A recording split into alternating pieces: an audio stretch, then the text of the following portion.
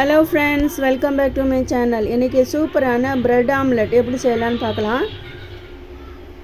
மழை நல்லா ஜோராக மழை பெஞ்சிட்டு இருக்குது. வெதர் நல்லா சில்லுன்னு இருக்குது. அந்த சமயத்தில் இந்த மாதிரி ப்ரெட் ஆம்லெட் சூடாக சாப்பிட்டு பாருங்கள். அவ்வளோ சூப்பர் டேஸ்டியாக இருக்கும். இந்த ப்ரெட் ஆம்லெட் போடுறதுக்காக 2 ப்ரெட் ஸ்லைசஸ் எடுத்திருக்கேன். ஆம்லெட் போட தெரியாதான்னு நினைக்கலாம். பிகினர்ஸுக்காக இந்த வீடியோ. 2 முட்டை எடுத்துக்கோங்க. அதுக்கப்புறமா பெரிய வெங்காயம் பொடியாக கட் பண்ணி அதையும் எடுத்துக்கோங்க. தேவையான அளவு உப்பு, கொத்தமல்லி இலை, ஒரே ஒரு பச்சை மிளகாய் கட் பண்ணது, தேவையான மிளகுத்தூள்.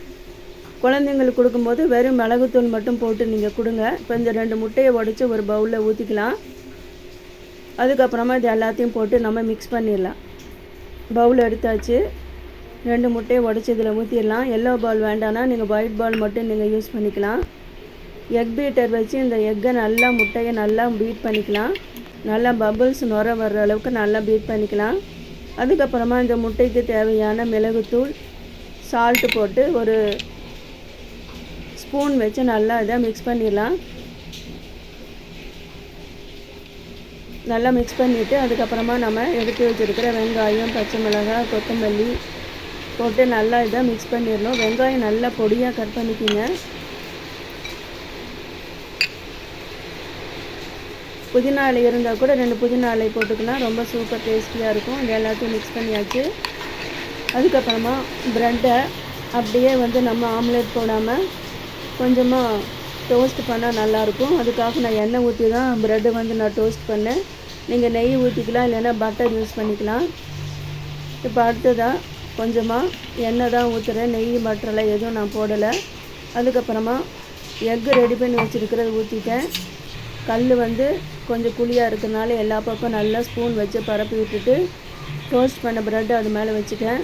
அதுக்கப்புறமா அது மேலே க்ரீன் சில்லி சாஸ் கொஞ்சம் ஊற்றுறேன்.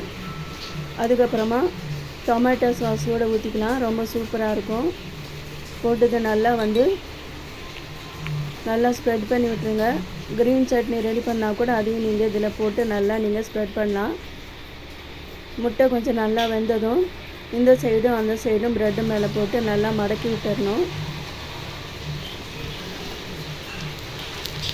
முட்டை கொஞ்சம் வெந்துருச்சு.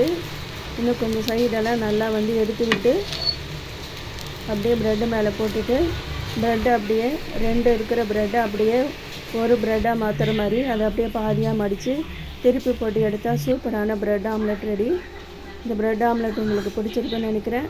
பிடிச்சிருந்தா ஃப்ரெண்ட்ஸ் அண்ட் ரிலேட்டிவ்ஸ் கூட ஷேர் பண்ணுங்கள். மீண்டும் இதே மாதிரி ஒரு வீடியோவில் உங்களை நான் சந்திக்கிறேன். தேங்க்யூ ஃபார் வாட்சிங்.